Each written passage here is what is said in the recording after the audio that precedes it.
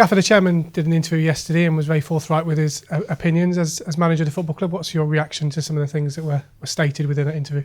Well, I think it's terrific that we've got a leader who is prepared to stand up and be counted. I think it's brilliant that we've got somebody who wants success so badly that they express it in such a strong way.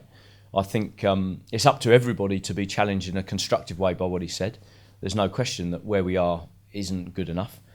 He invests his money, he invests his time in building the football club into a winning machine, and he's been very successful in leading the club. He knows his way into the Championship. He knows what winning promotion from this league is all about, and he wants that again for the future. And he doesn't want to be messing about as we are at the moment. So fair play to him for coming out and being frank. Fair play to him for being so honest. And I think it's up to all of us to respond to it. As he says, everyone from top to bottom needs to take a long, hard look at themselves and to work out how they can do things better and differently. And I'm up for that. I walk into my office, I don't know about you, but I walk into my office every morning thinking, how can I be better? How can I do it differently? I walk into the office every morning knowing that if I don't do my job right, I'll be out of work.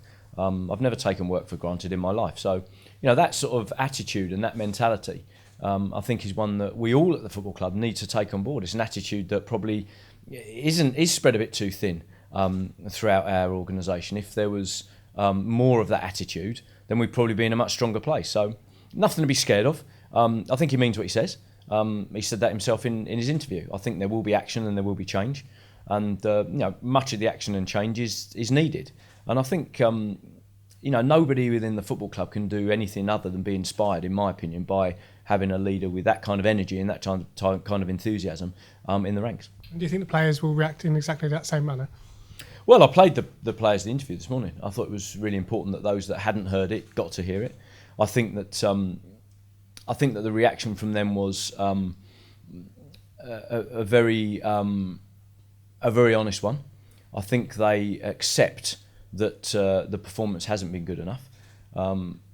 If there's an area where the chairman and I probably have disagreed a lot, is in the level of tolerance and understanding that I've given to the boys.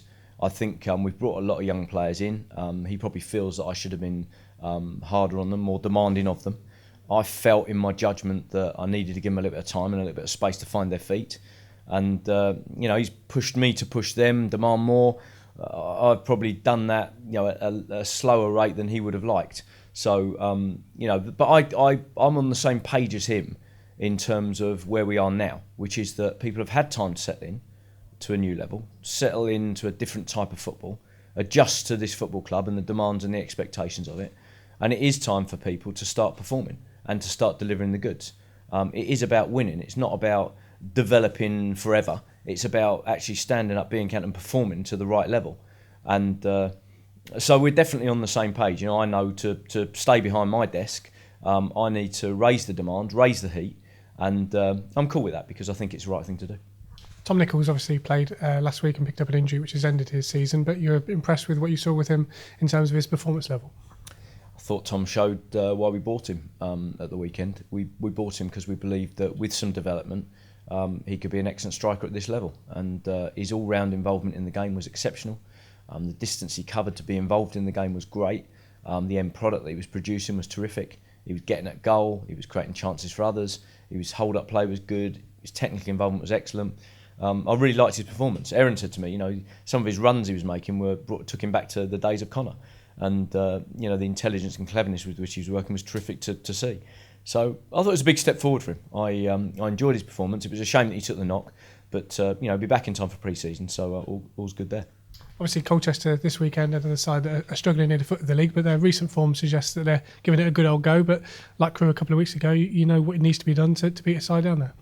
Well, we've shown both sides of the coin. We've shown against Crewe, what you need to do to beat a side that's fighting for its life, and against Fleetwood, we showed that you can come second to a side that's fighting for its life if you don't do your own job. And that's one of the attributes that the chairman's talking about in terms of players needing to show that they're up to the task of winning consistently. We know we can win, but winning consistently is about having a mentality to go and go again and have that deep down desire, that deep rooted desire to win for whatever reason. It doesn't matter what reason you're winning for, but to be better than another man on the day is an art, and some people have got it, some people learn it, some people don't. We need people around here who do.